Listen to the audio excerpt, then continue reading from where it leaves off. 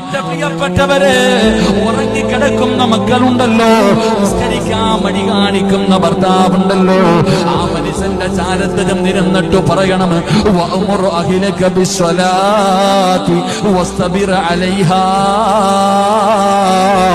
ലാ നസ്അലുക റിസ്ഖാ നഹ്നു നർസുകുക.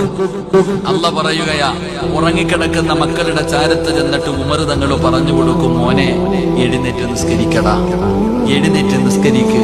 എഴുന്നേറ്റ് നിസ്കരിച്ചാൽ മരിക്കുന്ന കാലം വരെ കഴിക്കാനുള്ള ഭക്ഷണം അല്ലാഹു തരും. അല്ലാഹു ഈമാൻ നൽകുമാറാകട്ടെ. ഉമർ തങ്ങൾ എന്താ പറയണേ? മോനെ, 5 നേരം എഴുന്നേറ്റ് നിസ്കരിച്ചാൽ ഒരുത്തന്റെ മുന്നിലും തെണ്ടണ്ട, യാചിക്കാൻ പോകണ്ട, കഞ്ചാവ് കച്ചവടം നടത്തണ്ട, ലോട്ടറി എടുക്കണ്ട, എളുപ്പത്തിൽ പണം ഉണ്ടാക്കാനുള്ള വഴി നോക്കണ്ട.